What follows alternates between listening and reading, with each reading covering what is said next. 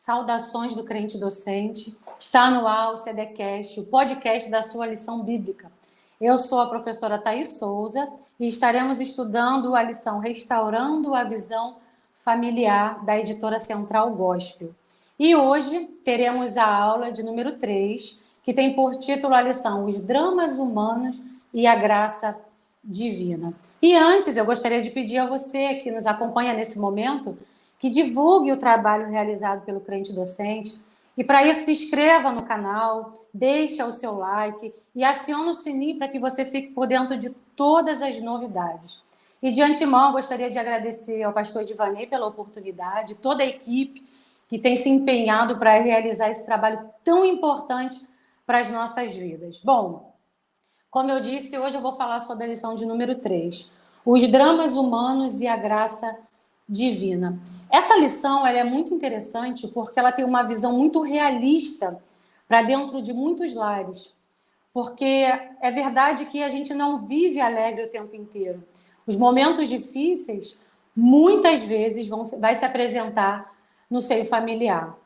E o tema dessa lição é muito sugestivo.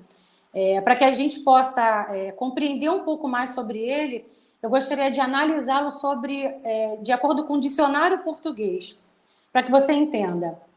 Dramas, sucessão de acontecimentos em que há agitação ou tumulto. Dramas humanos, condição de comoção causada por uma experiência desgastante ou de sofrimento. Graça, benevolência, mercê, estima e graça divina, bênção concedida por Deus, favor imerecido. E sobre essa lição nós vamos falar sobre a vida de uma personagem que é Ana. E esse tema se encaixa perfeitamente sobre a vida dela, porque ela vive uma sucessão de acontecimentos que vai agitar a sua vida.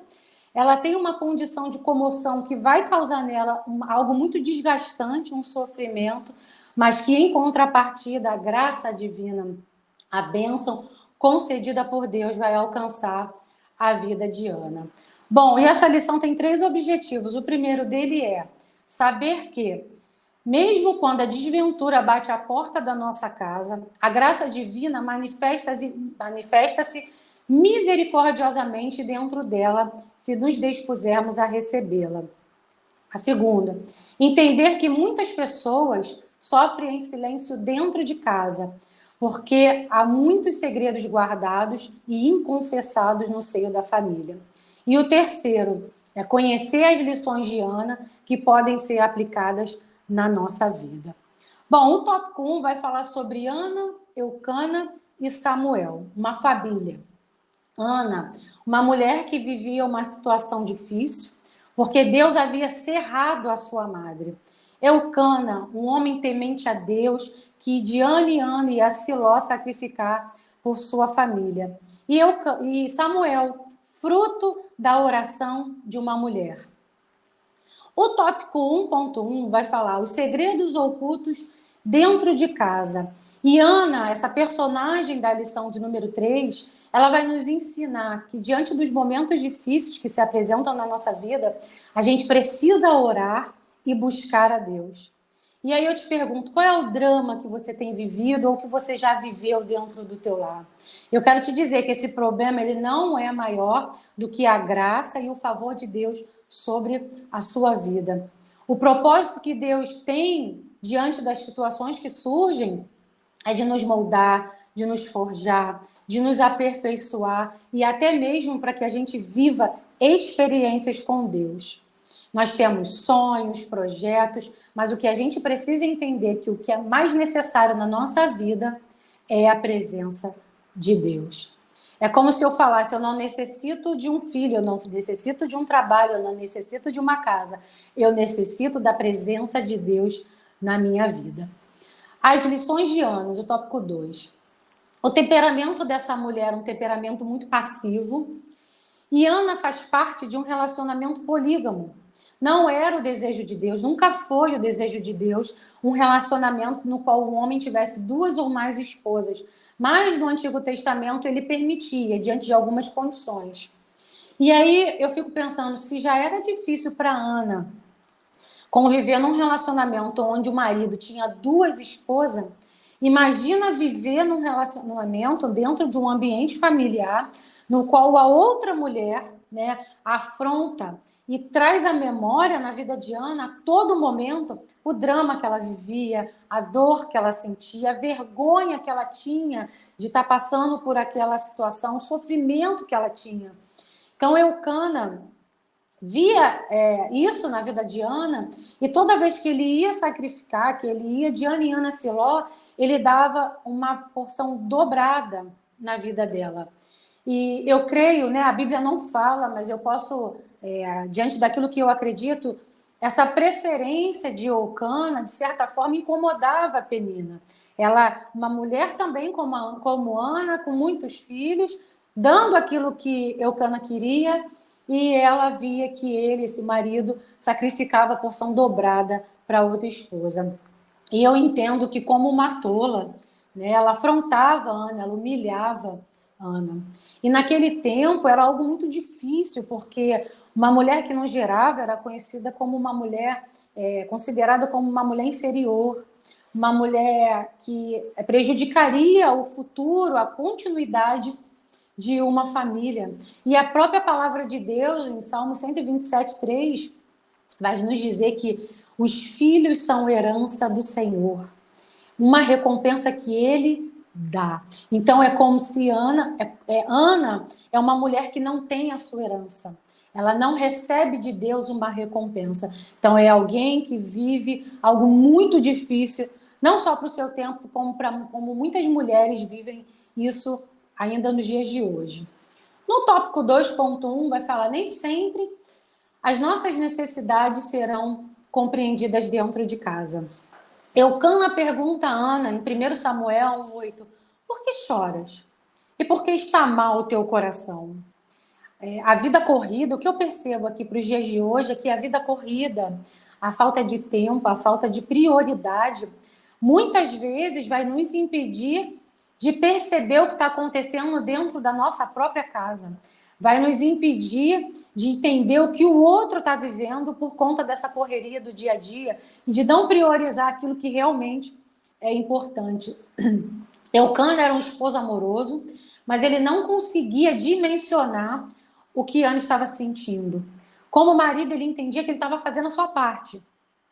Ele entendia que sacrificar e dar amor a essa esposa supriria todas as necessidades de Ana. E, em contrapartida, Ana, ela não parecia expor para Eucana o que ela estava sentindo, que estava afligindo a sua vida.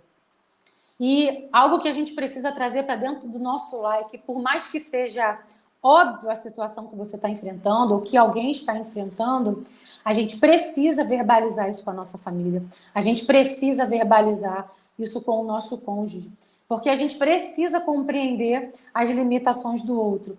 Cada um vai ter a sua forma de enxergar uma situação, cada um vai entender como lidar diante das situações que se apresentam. Então, é muito importante o diálogo dentro de casa, para que a gente possa compartilhar os nossos desafios, os nossos sonhos, as nossas angústias, para que a gente possa ser compreendido para aquilo que a gente está vivendo dentro de casa. E eu entendo que, às vezes, essa correria toda nos impede de ter um ambiente favorável dentro de casa. Às vezes, a gente deixa tudo tão no automático que abre mão desse momento da família. E eu entendo que ter esse tempo de qualidade com o seu cônjuge, com os seus filhos, vai ampliar esse conhecimento que você precisa para dentro do seu lar. Então, uma dica que eu deixo: tenha um tempo de qualidade com a tua família. Não sei, talvez fora, ou até mesmo dentro da tua casa. A mesa é um lugar excelente para que você tenha esse momento de comunhão, para que vocês possam se reunir, né? Às vezes você não consegue ter condições de sair, então prepare esse ambiente com coisas simples dentro da tua casa para que você tenha esse ambiente favorável para compreender e ser ouvido e poder falar também dentro da sua casa. O tópico 2.2, o coração tem suas próprias demandas. Bom, tem sentimentos que a gente vivencia que palavras e ações não vão dar conta de resolver. E para isso, Ana nos ensina que estar perto de Deus e entregar as nossas angústias, os nossos temores, nas mãos de Deus é o melhor a se fazer. E ela assim o faz. Ela recorre ao Senhor com suas perguntas não respondidas e busca consolo para sua alma que estava amargurada. E é comum que alguém que se case crie expectativas. A pessoa que se casa, ela se casa para construir uma família, para crescer essa família, dar continuidade na sua geração. Então, muitas mulheres se sentem amarguradas, depressivas muitas vezes, por não conseguir gerar. E, em contrapartida, tem mulheres que se sentem bem resolvidas por isso. Fato é que cada uma de nós vai vivenciar a sua própria experiência. E quanto mais a gente se aproxima de Deus, mais Ele se aproxima de nós. Quanto mais a gente coloca as nossas angústias, os nossos medos, os nossos receios diante de Deus, mais Ele vai se aproximar de nós e mais Ele vai trabalhar através do seu Espírito Santo sobre as nossas vidas. O tópico 2.3. Precisamos assumir nossas dores e dar nome a elas. Isso é muito importante. A gente precisa muito reconhecer aquilo que a gente está sentindo, entender o que a gente está sentindo. Isso é importante para que a gente possa se expressar com as outras pessoas, mas para que a gente consiga se expressar para Deus. Porque por mais que Deus conheça as nossas limitações, por mais que Deus conheça aquilo que a gente está vivendo, Ele quer ouvir da nossa boca, Ele quer ouvir aquilo que a gente está sentindo, Ele se importa com isso, Ele quer saber o que você tem vivido. Então a gente precisa saber o que a gente tem vivido, o que a gente tem sentido. E Ana, ela reconhece. Isso me chama muita atenção. Ela reconhece o que ela estava sentindo, o que estava sobre ela, e ela coloca isso diante de Deus. Então, aquilo que você sente é importante para Deus. Deus quer que você fale para Ele. Ele está disposto a ouvir o que você está sentindo. O tópico 2.4 vai falar: nossa fé antecipa a vitória em forma de voto. A fé é quando dentro do mundo natural fazemos algo para movimentar o céu. É movimentar o céu em nosso favor. É a gente precisar crer para ver. Não é ver para crer. É crer para ver. E mesmo que você não esteja vendo nada, tenha uma postura vitoriosa. Isso é outro ensinamento da vida de Ana. Ela não estava vendo nada, Deus havia fechado a sua madre, mas ela faz um voto. Ela decide crer para ver. E ela faz um voto e ela cumpre esse voto. E a gente precisa ter muito cuidado com aquilo que a gente vai votar. Porque a palavra de Deus diz que é melhor não votar do que votar e não cumprir. E ela tem cuidado de votar e cumprir esse voto diante de Deus. E o voto de Ana, se a gente for parar para analisar esse contexto, essa história dessa família, foi algo muito difícil. Porque a gente está falando de uma mulher que sonhava em ser mãe. Ela sonhava, era o desejo do coração de Ana ser mãe, gerar um filho, fruto do seu ventre. E quem tem um filho, principalmente quando ele vem de uma dificuldade, quer estar junto dele. Ela esperou por muitos anos, passou por muitas coisas, muitas humilhações, e ela vota algo muito difícil. E ela quer estar perto desse filho. É o desejo de toda mãe. Se mães que naturalmente geram filhos sem tanta dificuldade, né? Já pelo milagre, porque a vida é um milagre, gerar é um milagre. Mas sem tantas dificuldades como Ana e como muitas mulheres que esperam em Deus, ela quer estar perto. Isso é natural, querer estar perto do seu filho. E a palavra de Deus vai dizer que Deus concede o desejo do coração dela, o voto que ela faz diante de Deus, Deus recebe, cumpre aquilo que ela votou.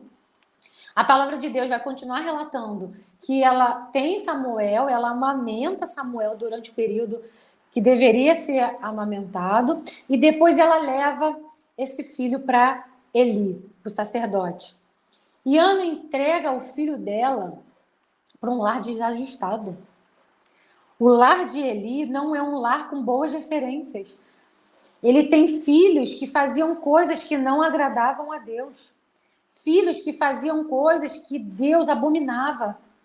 E ela confia, entrega o seu filho Samuel, fruto da sua oração, da sua espera, da sua dor. Ela entrega para Eli. e entendendo que Samuel, seu filho, iria conviver com os filhos de Eli. Ela poderia ter desistido desse voto.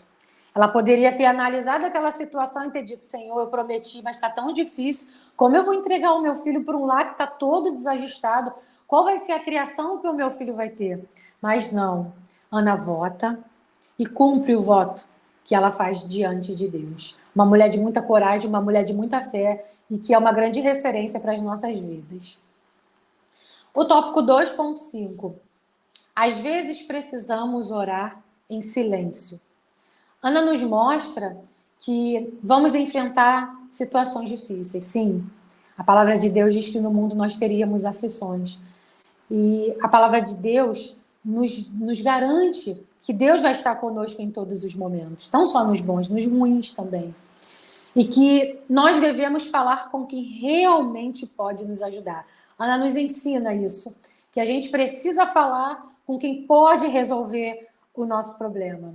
E ela nos ensina também que a oração, ela vai nos aproximar de Deus. Ela vai preencher a nossa mente com coisas que são do alto.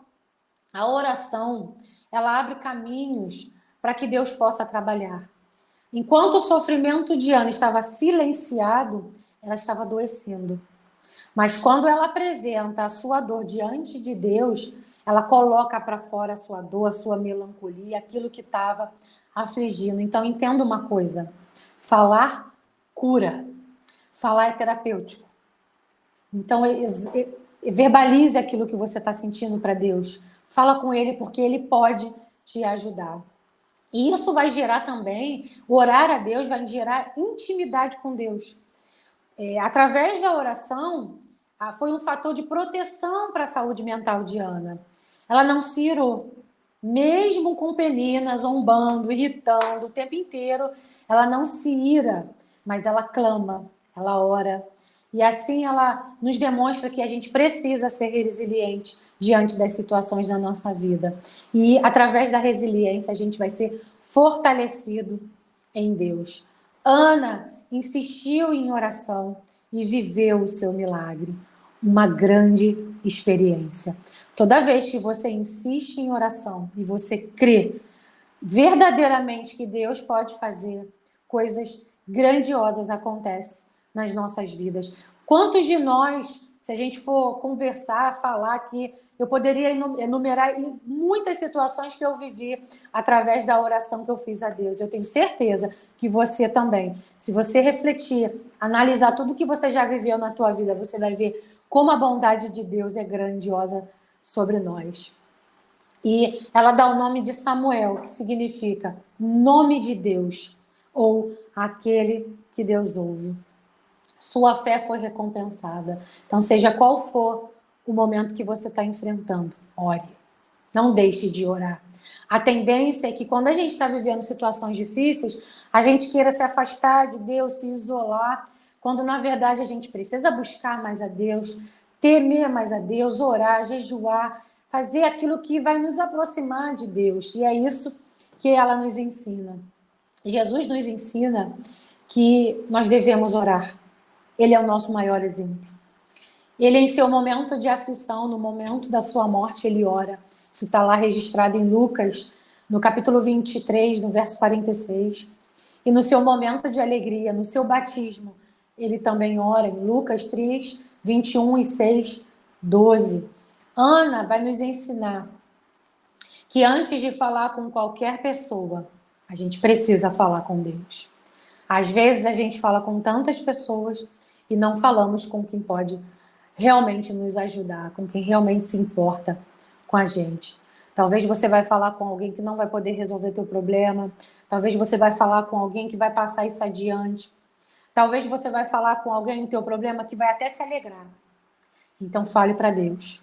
Fale o que você necessita para Deus. O tópico 2.6. Precisamos de pessoas que nos ajudem a concretizar os propósitos de Deus em nossas vidas. Como eu disse, com quem temos compartilhado os nossos problemas? Com quem só quer saber da nossa vida, curioso, conhecido curioso? Ou com quem realmente pode nos ajudar? eu li algo que eu achei muito interessante. É um estudo que diz que as pessoas que estão próximas de nós, ela vai aflorar aquilo que nós temos de melhor ou aquilo que nós temos de pior.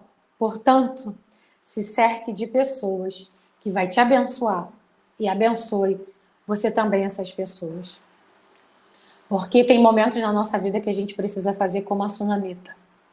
Tá tudo ruim, tá o caos, a morte se apresenta no nosso lar.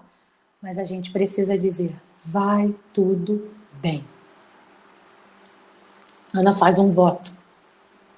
E algo que me chama a atenção é que seu esposo, Eucana, ele poderia ter anulado o voto de Ana, ele poderia ter dito, não, Ana, não tem como eu votar algo tão sério, eu vou estar entregando o meu filho.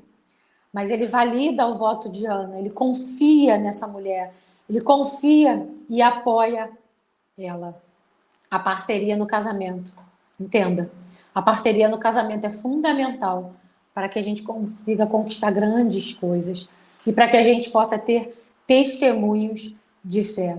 Eucana abençoou o voto de Ana e Samuel foi trazido à vida. E para concluir, a família é um projeto de Deus, a sua família é um projeto de Deus e é um projeto de Deus que foi feito para dar certo.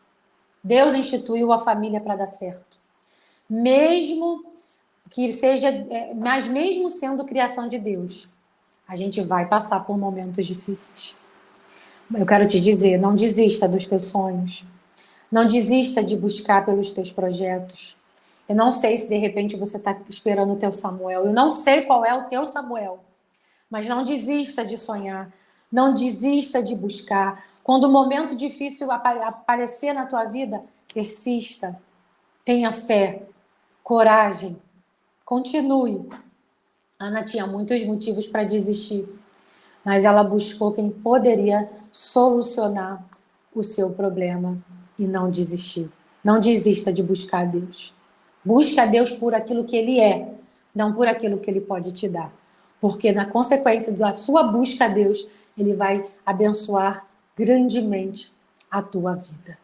E eu gostaria nessa noite, nesse momento, de agradecer você que esteve aqui, ouvindo, compartilhando, abençoa outras vidas através desse projeto, que eu tenho certeza que vai impactar grandes vidas. Muitas pessoas precisam ouvir a palavra de Deus. Eu gostaria de te convidar a seguir o Instagram dessa página, @crentedocente, no Instagram e no Facebook, através do endereço facebook.com/crentedocente. E ativa aí o sininho para que você possa acompanhar o canal do Crente Docente também no YouTube.